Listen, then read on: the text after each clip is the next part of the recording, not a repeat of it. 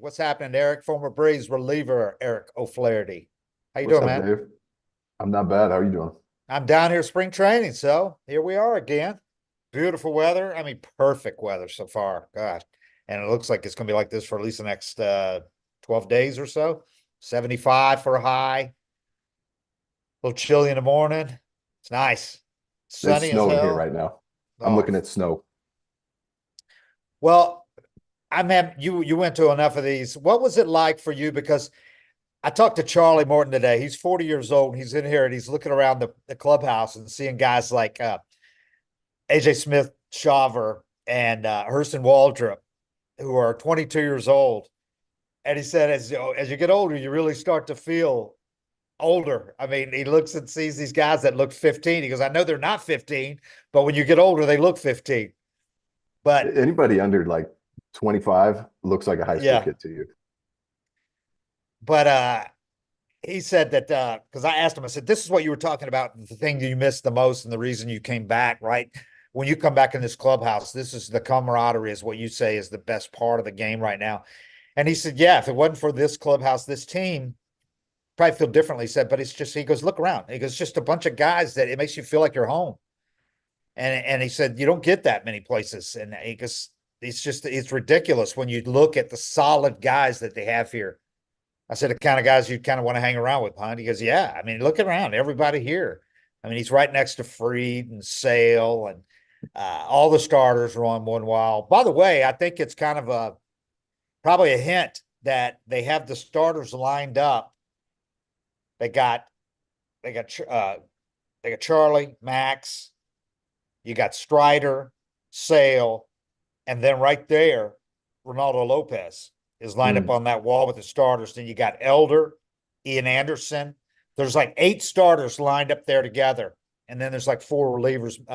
Natzik Mentor, some of the big relievers are next to them in the space of 12 lockers in one corner of the clubhouse. But they have Lopez over there with all the starters. So I think it's very legit that they are getting him stretched out to start. And it's not going to surprise me if they let him start to begin the season, because I think ideally they had to Russ Smith Shaver last year. They needed him, and they had to. They don't want to do that with Waldrop, even though they really love the guy and they think he's going to be ready. But I think they want them both ideally to go to AAA to start the season and get some starts in, so that when they do come up here, they're really comfortable and ready to do their thing rather than trying to feel their way and learn along the way. I think they if they have their druthers, they have so much bullpen depth that at least while those guys are all healthy in that bullpen, they can afford to do it. And of course, move Lopez if they need to later, and one of those guys will be ready at that point. Yeah, I mean, ideally that's how it works out. It's hard, you go to camp, it's different with this team because so many spots are taken, but it's even hard not to read into where lockers are in spring training. Yeah, I mean, it was really easy at Disney because they had the A side and the B side. yeah, Like if you weren't on that A side, you're gonna have to battle just to make the team. But yeah. um, Unless you're Andrew Jones, he was the only one that wanted his locker over there with all the minor leaguers. The wall that separated, that was the weirdest clubhouse. yeah, The the layout of that clubhouse was so weird. Yeah, like you said, if you were on that side, you knew you had some work to do before you were on the side over there with Chipper and Smoltz and yeah, BMAC and all those guys. yeah. That was I don't know. Spring training's it's interesting because you see so many guys and so many guys come in and they're in this great shape. They've got this crazy off-season workout they do. Everybody always has a new program or a new place they trained, and barely any of it ever winds up mattering. This guy lost 30 pounds and he still throws the exact same velocity and same stuff. But every once in a while, somebody comes into camp and they're just a different animal. So that's Right, always the most fun thing for me to right. watch for is the guys that really change their body and their routine, like Kenley Jansen did his stretching Yeah. and did his hip stuff, and it turned into a big deal, and he had a great season. Yeah, they don't have that layout like that, but they have the here. It's a huge clubhouse, and on one side are all the minor leaguers, prospects, all those guys, and they don't have them in there with the guys that are assured of being on the team. It's Um, nice though. It's nice having that group yeah, close, just to have the guys that you know are going to be together get that chance to bond and start building it. If it was just random, I don't think you connect as much as spring training. Yeah, I talked to AJ Smith-Shawver today and asked him about Waldrop, and he said, "Yeah, that's splitters. It's pretty good, man." He watched him throw the other. Everybody that's seen him throw so far, he's doing a couple of bullpens. He got here early, which is pretty cool. He got here like a week early than he needed to be. Waldrop, he's jacked. I mean, and he had a long season last year. This guy started the season at University of Florida, pitching the College World Series, then gets drafted high in the first round. Most of those guys, they shut him down. Those first round pitchers, especially college Yeah. guys, and they say, "All right, go down to the facility, throw some bullpens. We'll check you out. Then you can go home." They had him make 8 minor league starts, which he said it was really beneficial to him. He made starts at every level. Made a triple A start at the end because the double A was shut down, but he made one at low A, three in high A, three in double A, and one in triple A.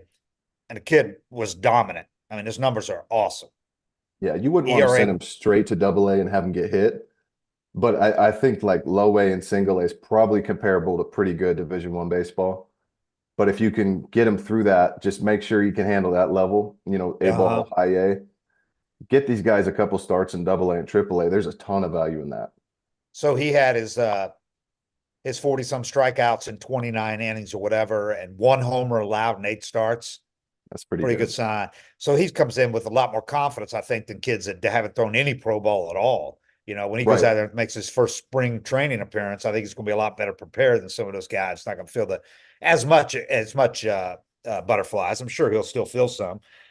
All these guys know what's on the line, but I like the fact that they have so many guys competing for that fifth starter job, including experienced guys like Huascar Noah, and obviously Bryce Elder made the damn all-star team last year. They have those guys competing for the fifth starter job. So I don't think these young kids are going to put as much pressure on themselves as they might ordinarily. They probably realistically know, unless they're just so full of confidence they think they can beat those guys out. But they probably have a pretty good idea that, you know what, it's not going to be a failure if you start the year at AAA when you got a guy that made the All-Star team last year and you got another guy coming back who was on an All-Star path before he foolishly punched a bench and broke his hand. Huascar Noah would have made the All-Star team that year. Yeah, it's hard to be rational when you're young, though. Yeah. Like if there's a sliver of hope that you can make this team, I was bad about it, but when I was young, I read a lot of the papers and things being written about the team. And I thought I had the chance to make the Mariners in '07, and they'd sign Arthur Rhodes. Uh-huh. It was like unless Arthur, and he blew out his elbow. But if his elbow was blown out and he was throwing 82 the whole spring training and he was doing okay, made the team, had Tommy John like the second or third week of the season, and I got called up. But I still believed the whole camp that I had a chance to make this team. And if I was in the stage I'm at now where I can look at it and how rosters lay out, this guy's got guaranteed money, there's Yeah. no chance I was making that team. And I'd know it now, but when you're young, uh, it's not to a fault though. It's a good thing because you Oh, you yeah. just have no clue how it's going to lay out and you haven't seen it enough to realize like most of this is already pretty set. And you've been dominant at pretty much every level you've been. If you're here Yeah. and you're only 22 years old, it means you've been dominant pretty much every level you've been. AJ Smith-Shawver knows a lot more about it. He's more realistic, I'm sure, because he was up here for several starts last year. A couple of them he got lit up. A couple of them, after he got sent back down, he came back up and pitched well. So he knows. I mean, he's got a good idea, I think, of what it takes and whether he's ready or not. But yeah, I'm sure, if Walter goes out last year and pitches at every level in the minor league system and has success, yeah, he's probably thinking, I might just come in. And also, he pointed out those guys are fully aware of the Braves' history. Like last year with Dylan Dodd and Schuster. When we Yeah. got to spring training, nobody was talking about those guys as fifth starter candidates. Nobody. It was Ian Anderson and those guys, Soroka. That was the group that was competing for fifth starter. Then by the middle of the Grapefruit League season, those guys have been sent down, and Elder had been sent down, and Dylan Dodd and Schuster were battling for the fifth starter spot. Yeah. So, I mean, you see those stories all the time and anything can happen. With certain guys, they're going to want a little time in AAA. But if you absolutely just blow everybody's doors off and look ready, I don't think the team's going to hesitate to take somebody that, we might not be talking about yet. Yeah, and that's what It just takes a lot. Alex said that today. He goes, "We've shown, if we think the guy can come up and help us, we'll bring him. We'll make the move." Yeah. But he also pointed out those guys are really young. They're just getting started in their careers. There's no pressure on them. The Braves have got options. They've got a lot of depth this year as opposed to last year when they really only had those kind of two guys competing for fifth and Soroka, but he was still coming back from injury and he had the setback early in spring training, the hamstring, so he wasn't ready for the opening day roster anyway. He had just started pitching, so really it was two guys compete for fifth starter, and they both kind of fell on their face early, and that's what allowed Dylan Dodd and Schuster, who pitched really well in their limited chances early, all of a sudden they leapfrog both of those guys. But this year, you're looking at a different situation. You got Anderson coming back from TJ, he's healthy. Or I'm sorry, Noah coming back from TJ's healthy. Anderson's going to be back by midseason. But you got a guy like Smith Shawver who's pitched in the big leagues. I mean, this isn't like Dylan Don and Schuster. Neither one of them had pitched in the big leagues at all. And you got a bunch of guys competing for it, like Winans and people like that who got a lot of starts last year. You know, several starts. There's a lot of guys that made several starts and know what it takes. So there's no pressure on the Braves to have to put either one of those guys on. And I don't think either of those guys are going to make the opening day roster. But I think both of them will be up by early summer. And that's what matters. I mean, even if you make the team out of spring training, it doesn't buy you anything. You know, it gets you a look. It seems like a big deal to make the team, and it is a good step, but you still have to show up and deliver and get it done once the season starts. I think the biggest perk for a guy like Smith Shawver is the comfort level he'll have this spring. Knows all the guys, knows he can succeed at that level. And then spring training's not going to, these games aren't going to feel like a big deal when you've already pitched in the big league games. But when you haven't tasted the real big league games yet, the spring training games feel like the big leagues. So it's a lot easier when you've tasted it. The mood around here is really good. I mean, for a team that got unceremoniously dumped in the postseason in the LDS the last 2 years, it left a bad taste in these guys' mouths, and they are. I mean, there is a sharp focus on every guy's in shape, every guy's talking confident, every guy's talking about how deep this team is. They got everybody back on the offense. They added Kelenic. They just feel like, you know, as Mentor said yesterday, we were the best team. We just didn't get it done. But that's how they feel like it is this year. But it's not a negative. It's not a pressure situation where they feel like we flamed out 2 years in a row. We cannot do it again. It's more like, all right, let's do it. Let's make sure from day one, as Strider said, we do everything to put ourselves in the best position to be ready, you know, to give ourselves the best opportunity. That's win the division. That nobody's talking about, you know, sloughing off and getting in as a wild card and maybe not having that break. Everybody wants to have that opportunity again to figure out what to do in the break and all that, but they just want to go out and from day one, just roll teams. I mean, opportunity, I think, is the key word. You know, I probably went to camp maybe 2 times where I felt like my team had a legit chance at a World Series. And to come into camp and know you're on the best team in baseball, I mean, it's got to fire you up.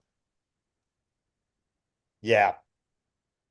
Hey, while I'm thinking about this, Tim Shawver's our producer. I can't find your email that you sent me about what to mention about sponsors. So I got too many emails here. So we got to figure out a better system for me to not lose 85 emails in my 300 emails that I get at this particular email address. So anyway,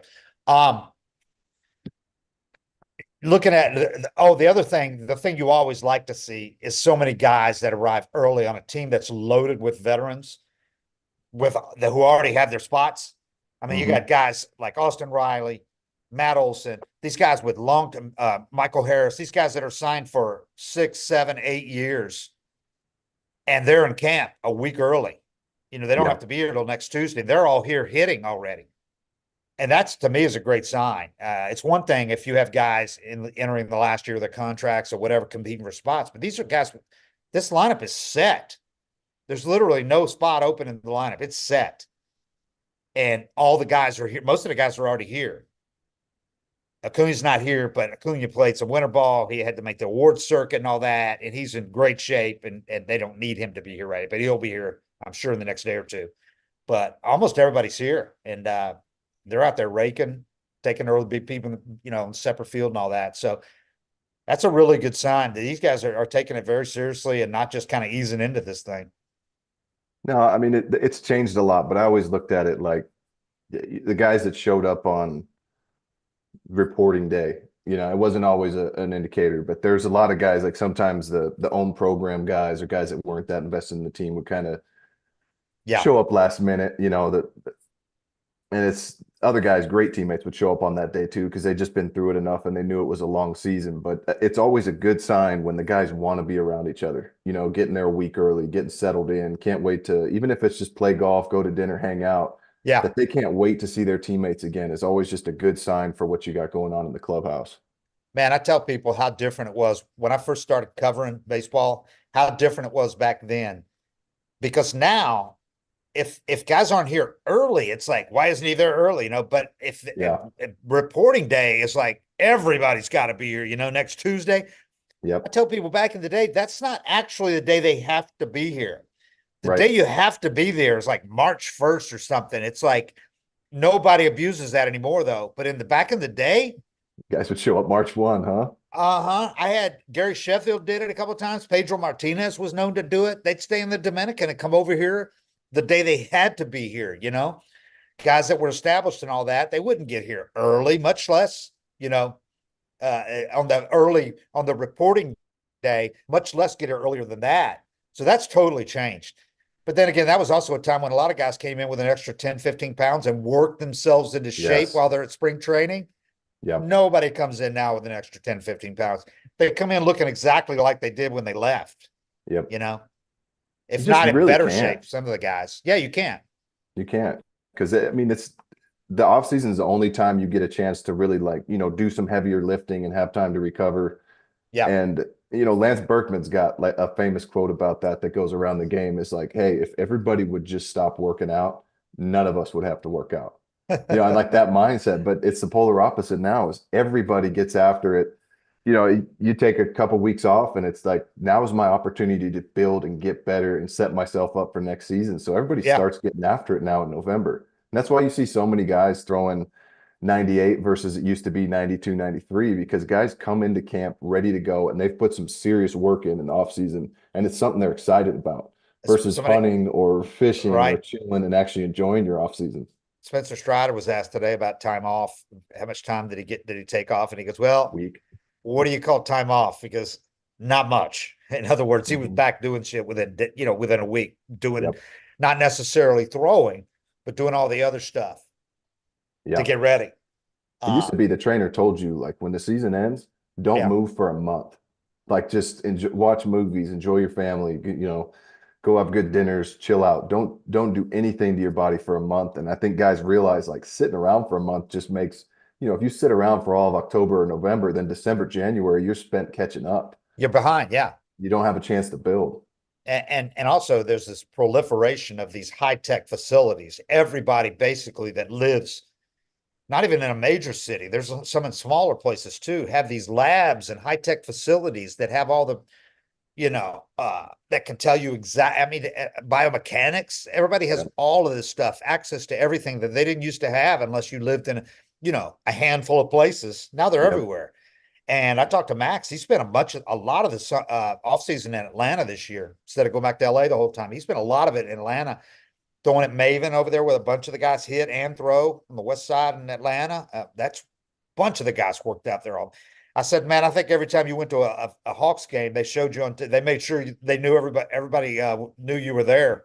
He said, yeah, I Yeah. kind of noticed that. They took a picture of it. Hawks didn't send it out every time. Yeah, Yeah. It he's a doesn't big seem like his basketball fan. personality, but I even saw a few of those videos. He's a big basketball fan. He loves Yeah. going. Yeah. Yeah. Okay, now I got the information here. For if you folks have not gone to our site yet, you should do it. It's 755forever.com. 755forever.com. Click on store. You're going to see all this cool merch we got. It's good stuff. Mandy, our artist in residence, did some great stuff, designs, t-shirts and slides and hoodies, and there's going to be more stuff on the way too. I think we're gonna have some hats pretty soon.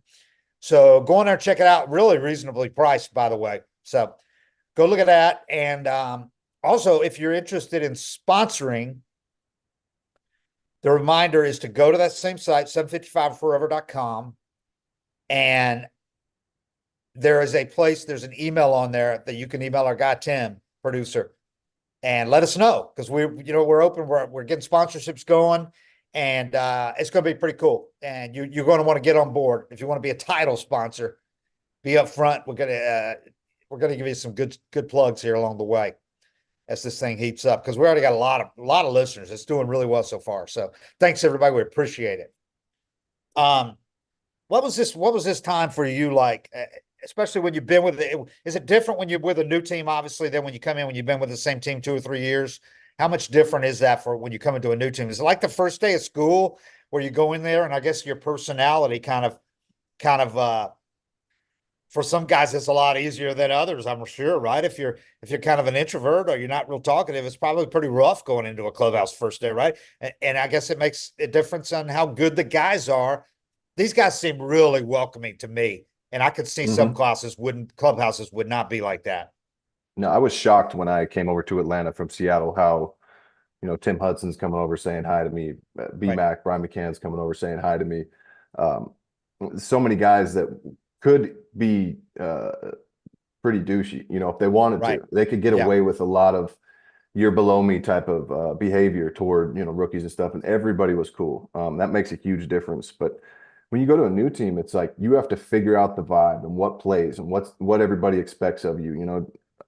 I came over with a 20 ERA from Seattle getting released. I didn't speak. Yeah, I just Yeah. stayed out of everybody's way. But you watch the guys that have an established career. Maybe they've interacted with the players. You've seen them at All-Star games. These guys with 5, 10 years. Like if you traded for Matt Olson, Yeah. everybody knows what he can do. So he's got everybody's respect. Guys are going to go out of their way and make him comfortable. But you still have to figure out kind of what the vibe is in the clubhouse, where everything is, which guys you want to kind of pal up with, which guys you want to stay away from. And it always shocks you. Even if you watch guys interviews and you think you have a feel for somebody's personality, they can be Yeah. totally different off Yeah. camera in the clubhouse, and Sure. it can shock you. So you have to go through this process of which guys you want to when you walk into to grab breakfast, who do I want, what table do I want to sit at? And you'll sit at one, you'll be like, I'm never sitting with that guy again. And Yeah. there's other guys like, man, I didn't know this guy was so cool. He seemed like this, when I saw his interviews. Um, the next time when you come back and the team, it's just like a family reunion. So Right. now, so you throw your stuff in your locker, give everybody big high fives and hugs, and you get to work. So it's definitely easier every year when you know guys. And then even when I went from Atlanta to Oakland, I had to start all over. It shocked me that my tenure meant Uh-huh. nothing in that clubhouse because nobody had any. There was like Coco Crisp had a lot of time, but Right. nobody else really had any. So it wasn't exactly valued in that clubhouse. So it was like I had to kind of morph into, all right, how do I vibe with these guys? What matters to them? Is it video games or that kind of Yeah. thing? There's always that process of feeling it out that it's so nice when it's not there when you already know everybody. It seems like, I mean, it's so obvious to me that it seems like to be a good GM, you would understand the importance of vetting players and building chemistry. But I don't think some GMs put nearly the prerogative, a priority on that, where they take talent first of all. Because I mean, you gotta have talent first and foremost. Yeah.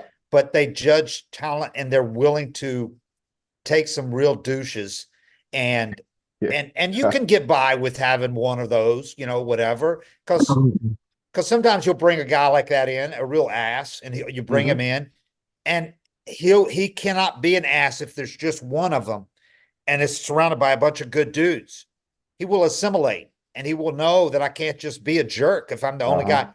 But you can't bring in 2 or 3 of those guys Right. because then you're going to have a clique of them against them, and then when things go south and you have a losing streak, you start the season 1-10 or whatever. Good Well, maybe luck getting that that douche is thing. having a good year.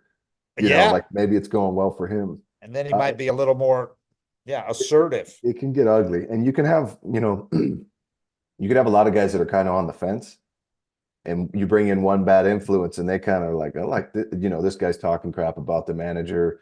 Yeah, This guy doesn't like the pitching coach. And you see them yeah, kind of gravitate toward that energy and it's bad for a clubhouse. But when you have, 23 out of 25 solid dudes, it's hard to overpower that with one bad personality. yeah. And I just think it makes spring training and starting a season strong so much easier to do when they come in and they're from day one they're comfortable, so they can just Yeah. focus on working out and not about.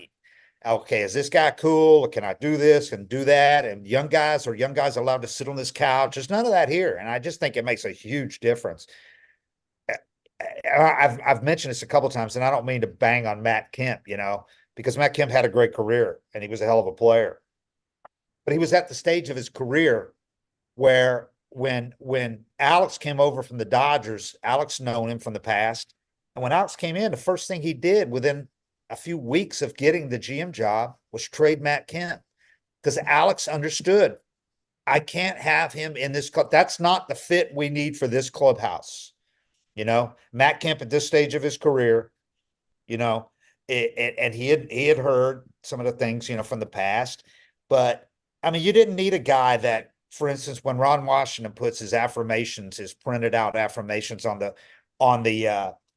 in the locker stalls of every player before the start of every series. And at one point he did it every day in spring training. Every day. Yeah. But you can't have a guy that'll come in and pick that up, scoff, laugh at it, rip it up, throw it away. You can't have a guy come in and look at, we need the little announcements they put in your lockers that say, we need you guys to be at this place tonight for this team function to be it. You can't have a guy look at that and throw it in the trash, because you cannot have the highest paid guy on your team, the guy with the most all-star appearances and all that, setting the tone for all these very impressionable young players that come up and go, well, that guy's making $25 million a year. If he can be like that, I can do whatever the hell I want to. You want guys setting the tone who are guys like Ozzie Albies and Matt Olson and Austin Riley that are like, yes, yeah, that are just all positive and doing exactly, they're on completely buy into what they're doing here, to what the manager's doing, what coaches like, love Ron Washington, love all that stuff he's doing, appreciate it rather than scoff at it. It's important. And Alex has set the tone from the day he got here. Now we're 7 years in, and it's just been so important to the Braves' success. I mean, first and foremost, you got to have the players, but that's important stuff. I don't know what Matt was like in LA, and it might just speak to how hard it is to shake a reputation in the game. He might have done a few things, but I actually really liked him. I think the players liked him too. Yeah, he kind of came with I had some expectations of him just being that big of a deal in LA and dating Rihanna and doing all these things, but right. I didn't. I got along with him great. He was cool to my kid. He was a young guy, super generous, getting the boys out. I think though, that's another reason they had a lot of drama early when he was with the Dodgers, like with him and Ethier and the older players and getting along. Remember that. And, he was cool for me when he came to Atlanta. I liked him a lot. Yeah, I don't think you had a problem with the veteran players and all that. He was funny, great personality. Oh, he's great. I just think it's that little stuff that I was talking about that Alex knew. We can't have that be our bellwether, our bell cow guy. The guy needs to be the Freddie Freeman, or Ozzie with the Latin guys. It needs to be the guys that the other guys, they fall in line and don't question the little things that they do. It's all part of the bigger picture.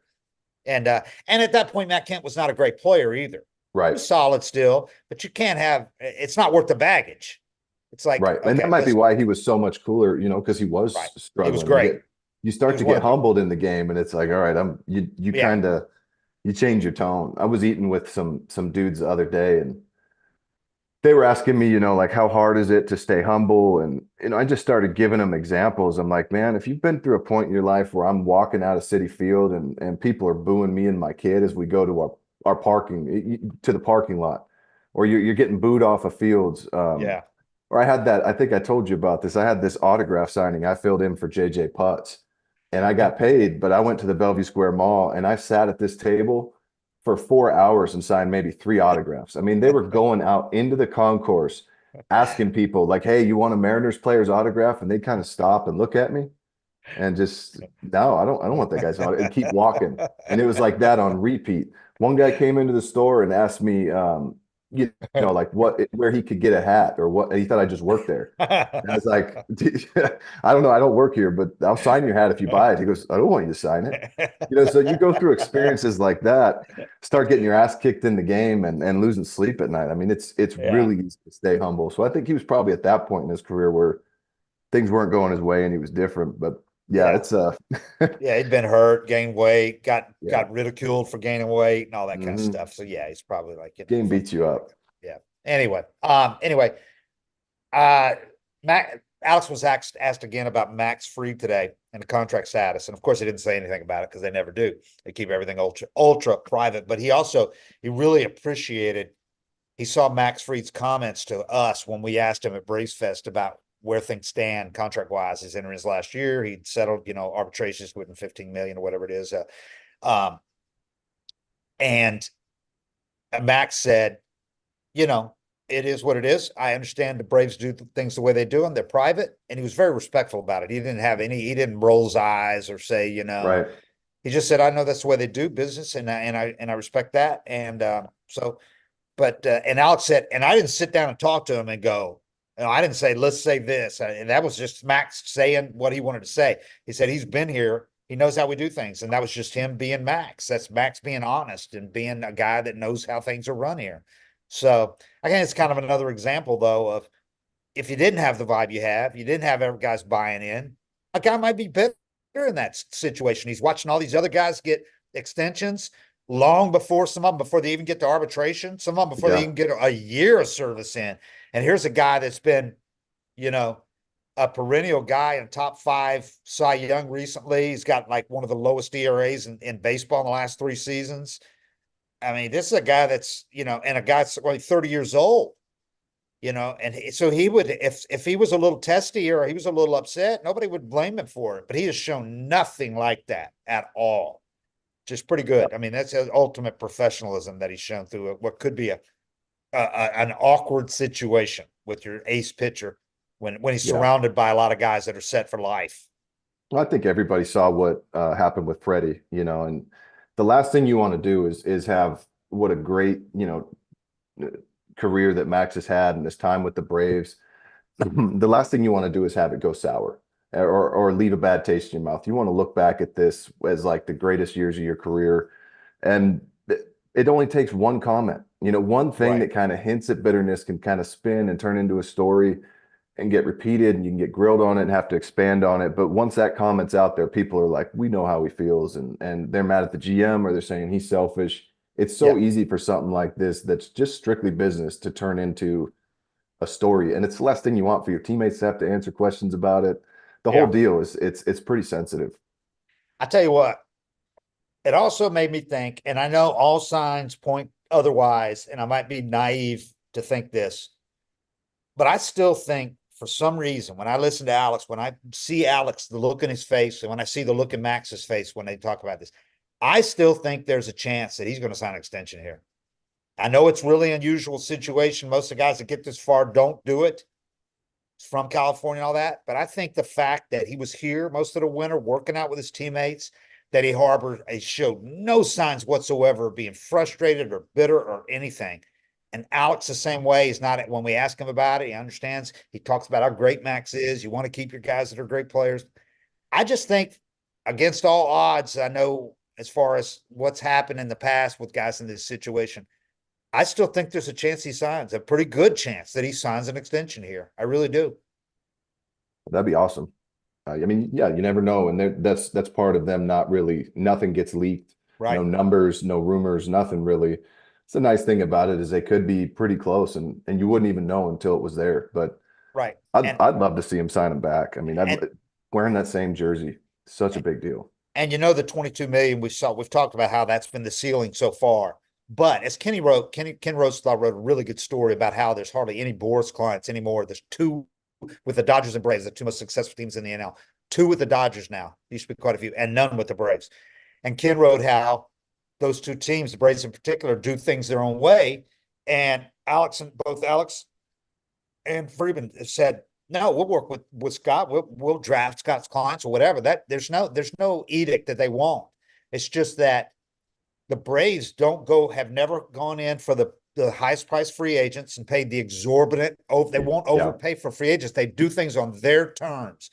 And now that they've got all these guys signed long term, they can do that. They don't have to go out and get Blake Snell.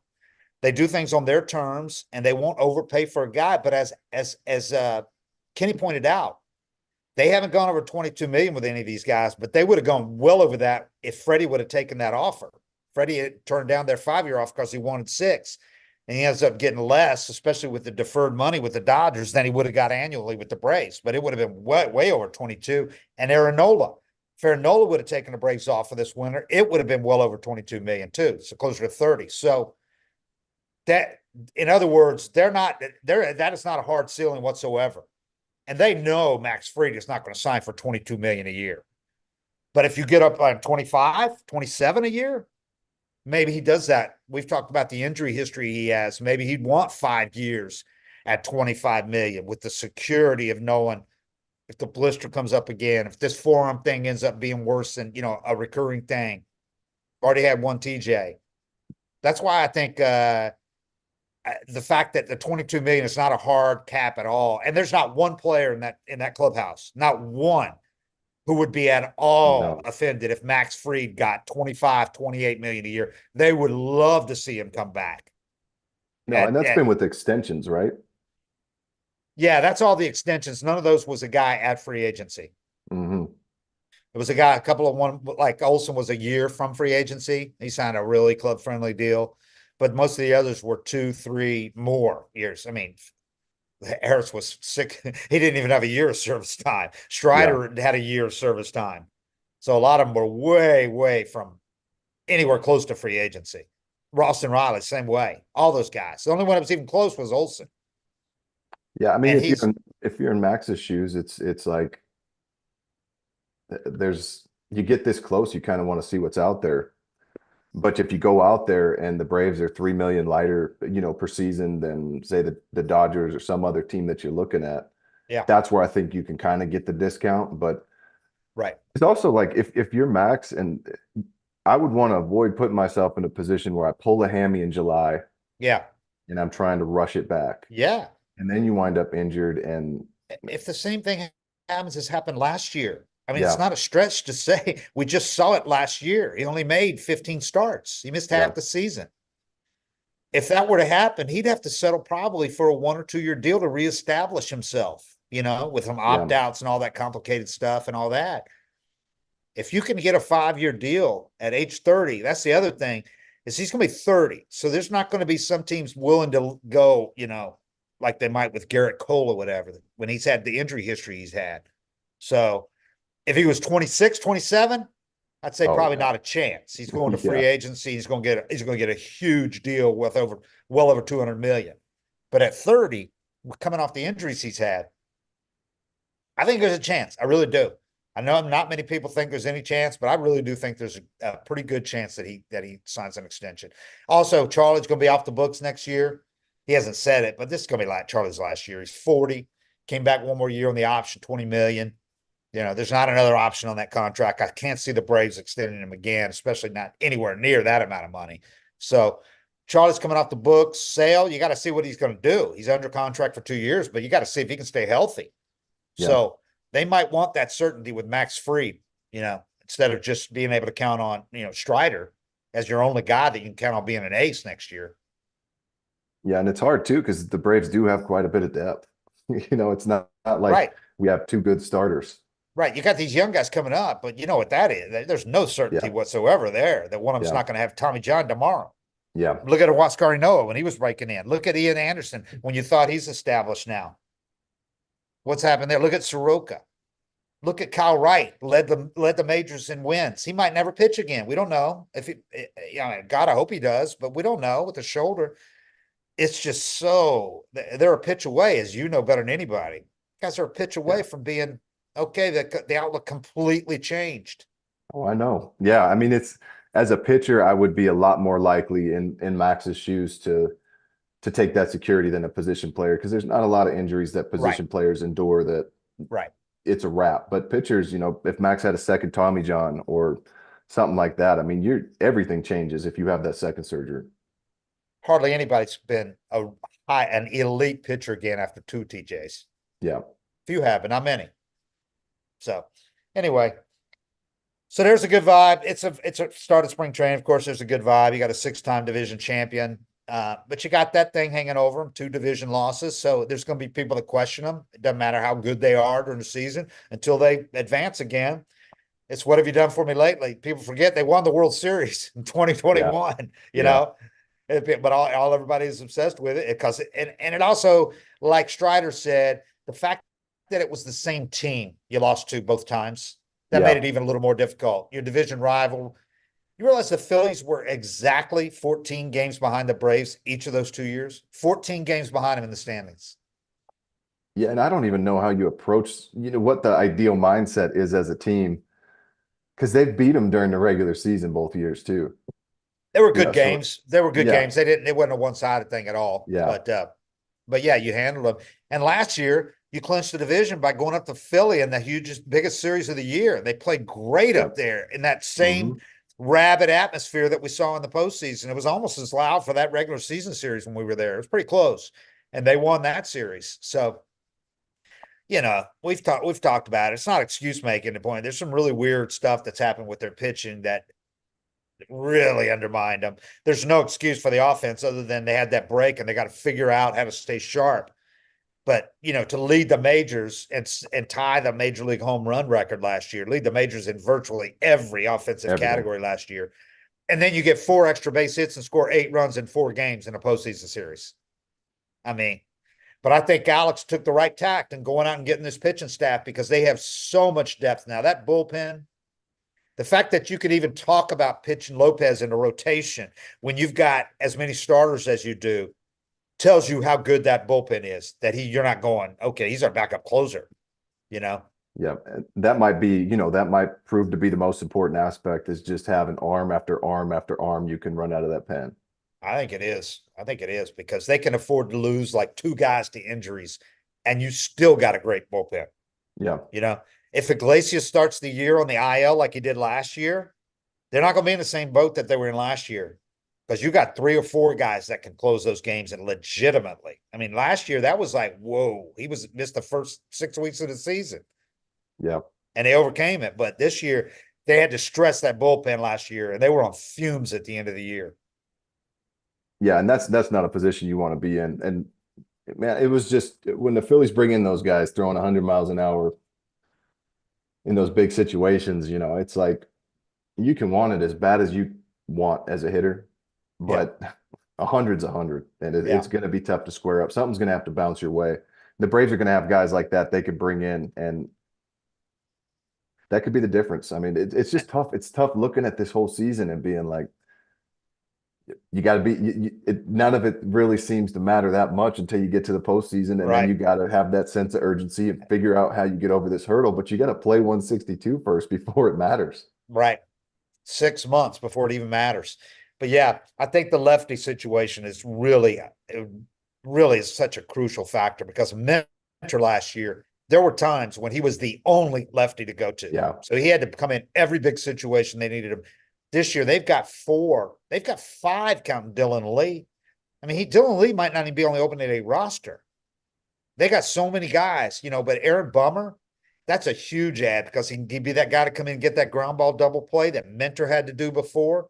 You got this Kerr dude. He's got great stuff from San Diego. I mean, they got some lefties, man. I mean, if you could go into the postseason with Mentor only throwing 55 to 60 games, Instead of 80. yeah, that's a big deal. And those things, those outings pile up, even if it's in, early May or early June, and you have to go 5 out of 8 or something like that. It's however many times you wind up having to do that, or you're supposed to have a day off, but we needed you for 1 out. Now you're kind of set back. Um, Postseason rolls around and you feel good. It's a totally different game than even if you have the adrenaline running on fumes, man, like you saw with Elder, you can't fake it. Yeah. Yeah. And yeah, and that pen with Alex talking about today, how he went into the offseason just determined not to be in a situation like he was in when he had to go out and get 3 guys, Melanson and those guys at the trade deadline. And then in 2021, he said that was the year that taught him I can't be in that situation again because they were coming off 2020 when they lost in the LCS in Game 7 to the Dodgers, and he in his head said, "Okay, I'm aiming for postseason. What can we do to get ready? And he looked past the regular season and he wasn't ready.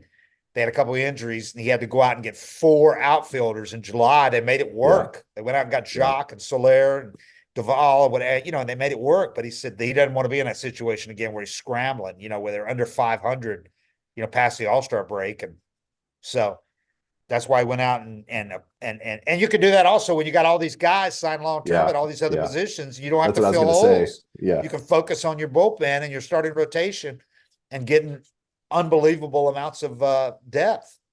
So, yeah, I mean, it just changes everything. I think when you're not running guys out there and crossing your fingers and hoping they're ready to make a start. I mean, Winans, God bless him, he stepped in a couple of, and made a couple starts. One of them went really well. The dude that started in Colorado, I mean, Yep. these guys stepped in and stepped up, but you were crossing your fingers, and then you had to bring them back and make another start, and it might have got lit up. You don't want to be in that spot again where you used 30 pitchers last year, like Yeah. 13 starters, some openers. You don't want to be in that boat, and they should not be in it with this team at all. Another thing you've brought up is the move of bringing a guy like Jock in, and I think Sale probably fits that mold, but Yeah, that's kind of more where the team's at, where it's like, what can we do to get an edge personality wise and urgency wise? I don't think there's any possible way after 2 years in a row of that same result, though, and I'm not going to say that, I'm not saying they took the Phillies lightly last year either, but there's no way you can let it happen 3 years in a row. I'll say that. Like that you have to have this mindset of like, this is our World Series right here. And who knows if they'd gotten absolutely. past them, if they've gotten past them the last 2 years, they might have rolled through everybody else. Yeah. And a guy I haven't even mentioned, I always forget because he wasn't here last year, Tyler Matzik, Yeah. the other He's that lefty. guy. He's that guy. 4 lefties, and he's got that. I mean, you talk about edge. Hmm. That postseason, that World Series run, he was a hero, man, and he had the edge. So I think adding him and Sale and Kellenic, I think if Kellenic gets off to a great start, he's that kind of guy that's got that swagger and all that. I don't think he's going to assert himself here like he did there, personality wise, but he's confident, man. That guy, he'll talk. But yeah, I don't think this team is going to have to worry about being flat. No. Sale's not going to allow it himself. As long as he's healthy and on that team, he's not going to allow those guys to fall into any kind of a flat, like, woe is us, situation or whatever. I just don't think that was a great ad for the personality. As long as he can just stay healthy, and they're going to be really careful with him. They're going to make sure that he, whenever he needs a little rest, if he's a little sore, if he gets some 20 starts during the regular season, they'll be totally happy with that as long as he's ready for the postseason. That's Yeah. all they need because they've got enough depth. They can bring guys up, go. It'll basically be a 6-man rotation without calling it one, Yep. you know, and they can skip like his turn. You don't want to skip Strider and Freed, but you're going to give them extra rest too. Those guys made more starts last year on 5 days rest than they made on 4 days rest. Yeah, that's nice. Yeah. And especially with this bullpen, you're not going to have to rely on them so much to go 7, 8 innings, 6, 7, 8 innings. If a guy have to come out in 4, you got enough bullpen owners, you can do it now and get by. Yeah, You and know just what? having that depth of, hey, Max has had a great start. He's at 80 pitches in the sixth. Yeah. We're up 9-0. Yeah. Get him out of there. Yeah. Alex also talked about the last, the only spots you've got even open because this team's set except for the back of the back of the bench, and the 5th starter. That's it. And the last bench spots, Guillermo is going to be their main utility guy from the Guillaume from the Mets.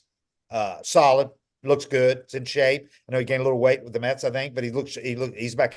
He's in good shape. He's a solid utility guy.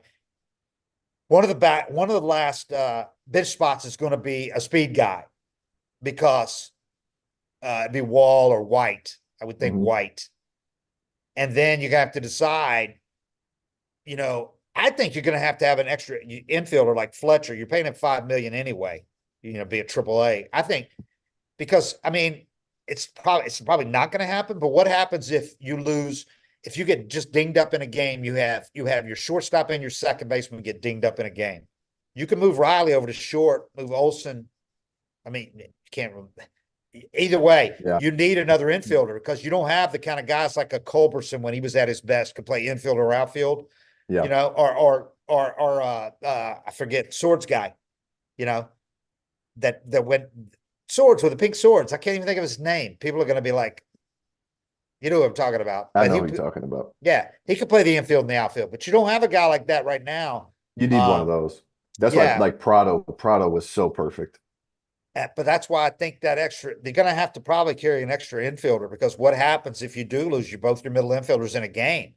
The Hmm. next day you can bring somebody up, but you're not going to get through a game. And so and you're paying Fletcher $5 million anyway. So maybe you keep him and Guillorme.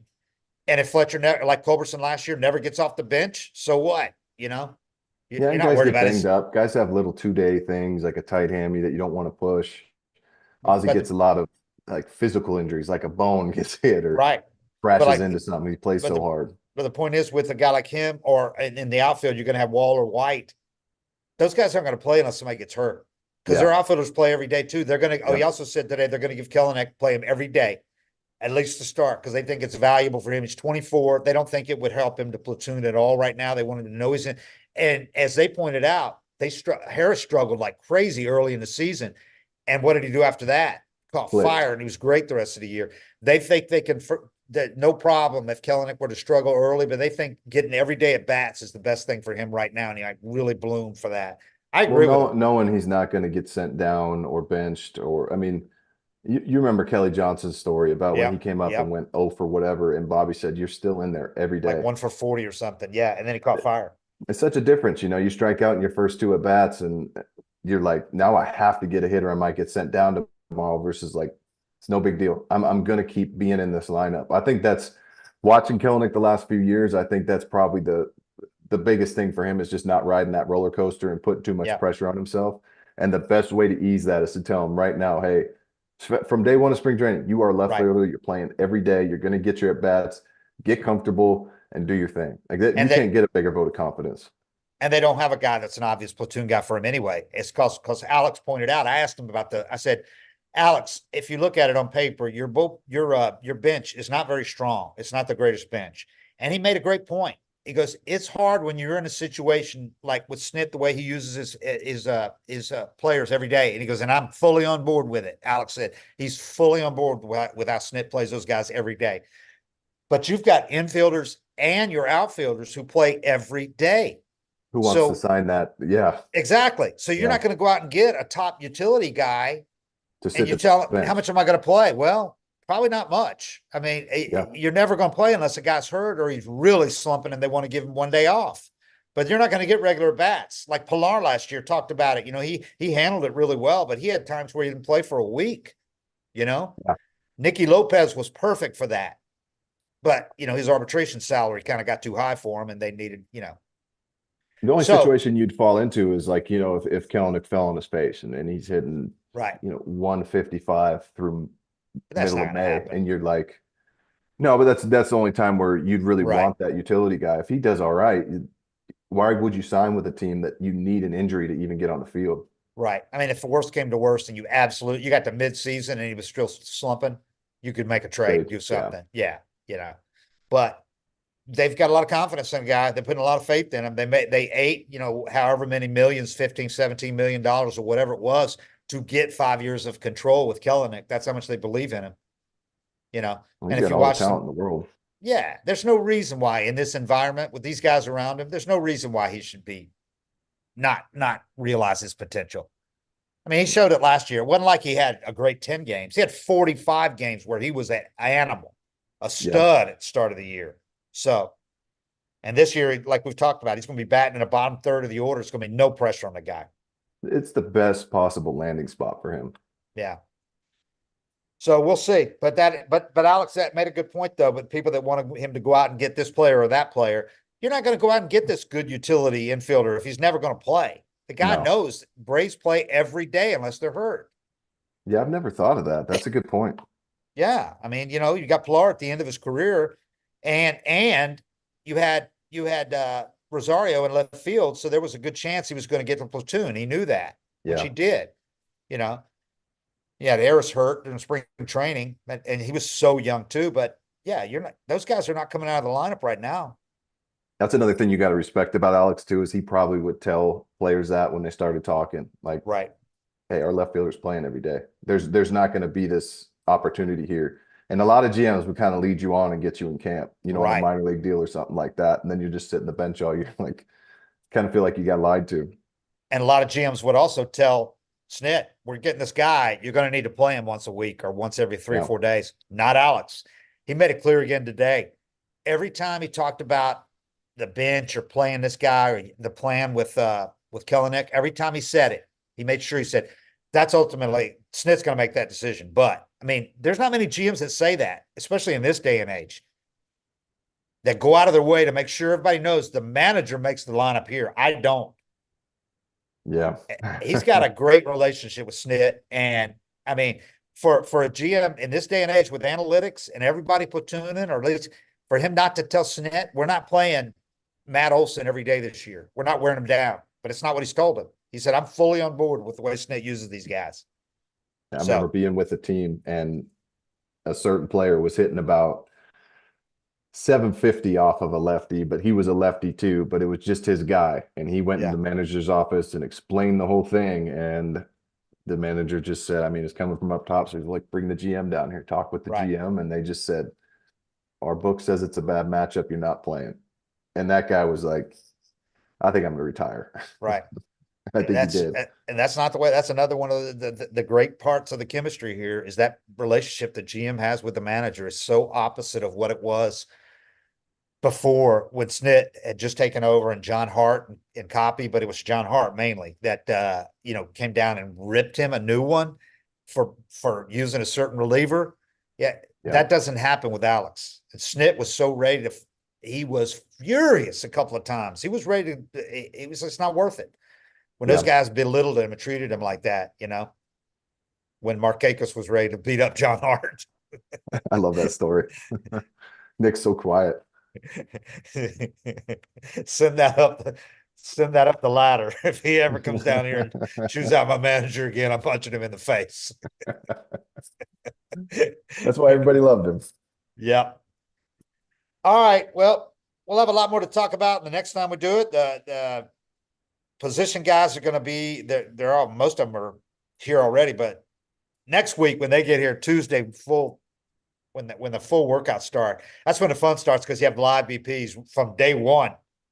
You're going to have guys throwing live BPs. So that's when it's going to be fun. But we'll have plenty to talk about between now and then, or when we do this again next week. And we appreciate you guys being on board with us. And like I said, go to that site, check out the merch, see if you see anything you like, and we'll have some more coming along the way. And if you're interested in sponsoring it or you know somebody that might, let us know. Keep us on the air. All right. We appreciate it. 7:55 forever. We are out. Thank you.